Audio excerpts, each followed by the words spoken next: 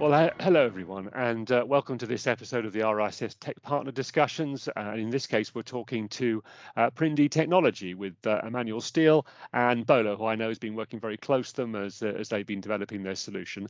I'm Andrew Knight. I've been with RICS for over 10 years, and I work in our Standards, Regulatory and Thought Leadership Directorate. And my role, which is very exciting, is to look at the whole effect of data and tech right across the built environment, which is obviously an incredibly broad church. So welcome today to Imanuel and Bola, and I guess over to you two in terms of a bit of the backstory on Prindi. Why did you start it? What's your team? What's the background? And what kind of skills and experience have you brought to this project? Brilliant. Bola, do you want to start, and then I could probably go into a little bit more detail about Prindi itself? Well, I think actually, Imanuel, I think you should start, and I think you should start because actually, we came together through a common denominator well over 12 months ago now, and my interest and intrigue is because of what Prindi represents. So, in short, Bola, Abisogun, OBE, FRICS. I'm a chartered quantity surveyor, big fan of Prindi in terms of the offer. But I'll hand over to Imanuel to really articulate the why and the story behind. Thanks, Bola. Thank you. Imanuel Steele, founder or founding director of Prin-D Technology and Prin-D Consultancy. But talking technology specifically, just a bit of a background. I started with an architectural apprenticeship back in 1998, if we can count back that far. Got into architecture, and first working job really was an architectural technician. I was fortunate enough to be offered a design management role and was considered to be joining the dark side and leaving creativity for management. As a design manager with a blue chip client, spent 10 years across that management portfolio, project management, program management, but particularly design. But became disillusioned with the status quo, and I can go into details as to what my angle on that statement is, but essentially we all can understand, specifically with some of the tragedies that we've had, that there is a status quo and an issue to be addressed. So in 2015, the health and safety regulations, most commonly known as CDM, construction design and management regulations, were updated. And the term, or the person that was introduced to manage pre-construction carried the name designer, which kind of linked with my background. So principal designer I became in 2016, and at that same time left corporate management to start out as a consultant principal designer. In order to scale that service, the best way to do that was to digitize it. And that kind of jettisons us into Prin-D Technology, obviously, having spent some time digitizing the workflow of that role and making the principal designer more of a process than a person. And that's basically the background of Prin-D and how it came about. Thanks, Imanuel. I mean, you mentioned obviously the very sad events of Grenfell, which unfortunately had a sad anniversary not that long ago. And obviously many people will have heard about the Golden Thread in some form, but how would you describe the Golden Thread, and particularly for that group of stakeholders who work under CDM from that kind of almost LawTech perspective now? How would you summarize Golden Thread? It's an interesting question, because you're asking me, which is, it's a real political hot button. What is the Golden Thread? So the answer really depends on who you're asking, Andrew. I just did a little bit of a background. I've spent some time looking at it, and the MHCLG have recently issued a description. You'll see my eyes looking at the side of the screen while I read a short paragraph. The Golden Thread will hold the information that's responsible for the building, required to identify, understand, manage, and mitigate building safety. In order to prevent, and I'm slowing down here purposely, in order to prevent or reduce the severity of the consequence of fire spread or structural collapse throughout the building's life cycle. So we'll just pause on that for a second, and I'll move on to another one, because the MBS have gone on to talk about the Golden Thread is a live document held digitally. We can move through to the Building Safety Bill, and the Building Safety Bill is broken down into sections. Section 52, if we pull that out, it would be saying the information is held digitally. And why, again, I'm slowing down is to focus on the fact that it's the original design intent and subsequent changes to the building that are captured and preserved. But I like to, I'm skipping over a few for time, but I'd like to focus on a few others, but I'd like to focus on the real intent. In the first place that I heard the Golden Thread, excuse me, the first place I heard the Golden Thread was from the Dame Judith Hackett. And I was impressed, and I remain impressed. And I feel that I would like to promulgate that spirit of what the Golden Thread is, and I think that's what we're capturing through our technology. I mean, the recommendations, there's loads of them in the final report. If I just jump out and pull out recommendation 8.1, it talks about the government mandating standard of record keeping for the design, construction, and occupation. It speaks specifically about HRRBs, but again, the second bit talks about digital records and a format that's open and non-proprietary. So essentially, we've got a raft of different things, and that's why I facetiously answered the question like that. It depends on who you're asking. So if you're asking me, which you are, I'd say Prindi offers an opportunity to secure legal information in an easy to access way.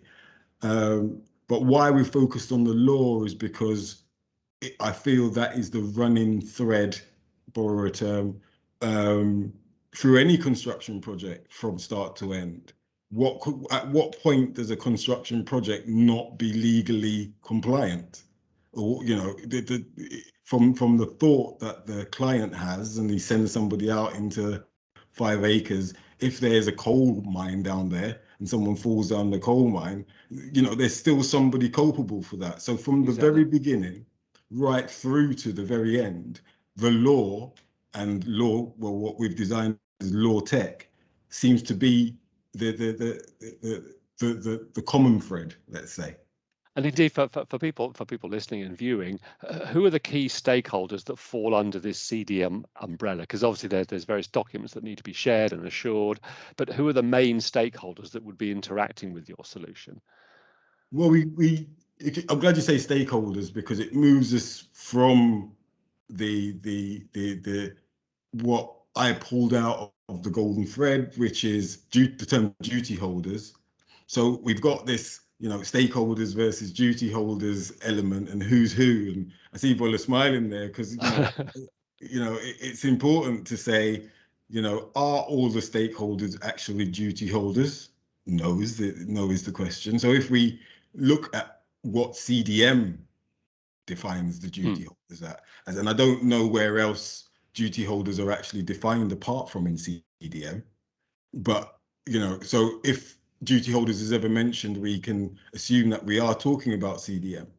And the client, principal designer, principal contractor, contractors, anybody that works under the contractor, all carry duties to comply with some rule or regulation governed under CDM. So in my point, who's the most important duty holder or stakeholder, and who's the one that needs to be protected? And if we think the only one that doesn't have any training specifically, the one who doesn't have any professional indemnity insurance to protect them if they make a mistake, and the one who specifically has requirements under CDM regulation 4, 5, and 8. So this person who CDM regulation 4 says must do stuff, regulation 5 says must appoint a principal designer, Regulation 8 generally says, you must ensure that the people that you appoint are competent. The client is the most exposed duty holder. The client is the most exposed stakeholder. And the client, who could be a designer even, principal designer, needs protecting. And I think that's an opportunity for the surveying profession. And that's the link, where we all have a duty to make the client aware. So Imanuel, what sort of And we all data? have a duty to protect the client. So what sort of data needs to be maintained in your system and shared, and why should that be perhaps an obvious question, why should that be a digital process? So what kind of data and why digital? Well, we've specifically chosen CDM compliance, and we can go right to the highest level and say, you need one document per stage to comply with CDM. And I can tell you what they are. Within those documents, to compile those documents is the work and the spirit and the culture of CDM.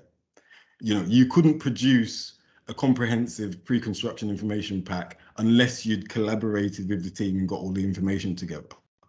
So by us asking for those high-level documents throughout the life cycle, we then are saying that CDM1 is important. So I'm kind of answering your question the back way. What is the information that's held and why it's digital is really simple. It's mandated to be digital. It's mandated by the bill, safety bill that we just spoke about, building safety bill. It's mandated by the suggestion of a golden thread, which has its own legal ramifications behind it when they become enforced. So that's why it needs to be. So and without going into huge granular detail, how does your solution support this need for communicating documents, and I guess critically this kind of audit trail that really gives that trust and confidence and assurance that we know where the documents are coming from, we know who's taken the decisions, and that golden thread is a lasting audit trail of all those documents and all those decisions and those responsibilities? Well, assurance, I'll pull that out of the meat of the question. The technology provides the assurance, and how the technology provides the assurance is by way of what technology does best. It's faster. We can record things, we can copy things, we can access them from different places all around the world. We're sat in 3 different rooms, who would say. So by way of what technology is, we have these increased and opportunities for communication and sharing information, but auditing it is where we kind of excel, if I may use that phrase, because our technology, specifically using blockchain distributed technology, allows us to create what we call, or loosely call, a mutable digital record. And we borrow the term digital record from Dame Judith Hackett again. But we essentially, the immutability is another factor, a key component of technology. And, I can lose a laptop, I can unplug a server, I can forget something on the train. And that's the paper document world we live in. But once we start to use systems, and we have logins to systems, and people, we begin to create a more verified and accountable and auditable system of checks and balances, which features in LawTech. Indeed. I suppose it's a cliche a bit to say that when a lot of people hear the word blockchain, they immediately run off and start thinking about Bitcoin and ransomware and sort of fairly dark things. It'd be nice if you could just simply explain that the fact that blockchain in this context is, as you described, an immutable ledger. It's nothing to do with cryptocurrencies and stuff like that. Brilliant. Our tech team would have hated the fact that I said blockchain for that exact reason. Let's, for the record, blockchain is not cryptocurrency. What we're talking about here is distributed ledger. And I'll try my best, because I'm not a technical person, so I've had to translate it to simplest format for my own benefit. What I've done essentially is said, if I went to the bank to find out what money I'd spent or earned throughout the month, I would need to log into a centralized system that had a gateway with somebody who was in control of it. Blockchain or distributed ledger says we've taken your statement and it's copied around 100 and maybe 1,000 computers around the network, which means that if 1 or 5 were attacked, you've still got 999 to confirm that that information was correct. And that gives us such security and opportunity. What we as a computer interface does is just give the user what they need out of that information, or provide the blockchain with the information the user wants to. So it's easy for you, and it's easy for me because I don't know what the technical coding is to do anything to do with it. But essentially, in explaining it in that way, I can really lean upon the fact that, you know, once this block of information has been entered into this chain, then it can't be pulled back out. It's immutable. Once you've pressed the button, then it's there. Once it's recorded, then it's an accurate record that's time-stamped, and all the other smart things that the tech team do to make it work. And that's as simple as I can put it, if that is simple. No, that's very good. I mean, I almost raised it with a smile, because unfortunately people do conflate blockchain with cryptocurrencies, and as you know, it's effectively just a distributed database, and you know, one can use the word immutable. Another good way of perhaps putting it is tamper-proof. Once you've written that block to the chain, you can tell if somebody has tried to change it, because the hash, as they call it, the number that kind of locks it, is fixed based on the content. So it is, from that audit trail perspective, a perfect way of recording information and being sure that you can retrieve it in months, years ahead, and know that you're seeing a genuine copy of what was written at that time. And I suppose because the Golden Thread has that short-term life of producing all the documentation at the time, but there's that critical need at some point to perhaps go back to that thread and go back in time and be assured of the data that's there. So I suppose, dare I say, given that the world of construction isn't perhaps the most digital thing in the world, what do you think, given the Golden Thread talks about digitization, what do you think are going to be the barriers for the sector in actually implementing the Golden Thread as a digital process? And clearly your solution aims to help, but are there going to be barriers of behavior and skills and governance around actually making sure the industry as a whole does make the Golden Thread a reality? Imanuel, before you jump onto that, I mean, I think that's a great segue for me to just interject. Really, in my surveying capacity, so putting my chartered surveyor hat on, you know, what do we do? What do we have to do best? We need to protect the client's interest. And Imanuel's just articulated the fact that the client is the principal duty holder, but the client may not be the most equipped or experienced or informed or intelligent member of the design team, right? So, and we had a recent conversation about the design team being responsible for the success of CDM compliance in this context, and using the Grenfell tragedy as a backdrop. All of the things that didn't happen that should have happened couldn't happen by using a platform like Prindi. So that was the attraction for me back then. But I think even now, and given what we've heard today, there's clearly a rationale that says cultural behaviors will have to change.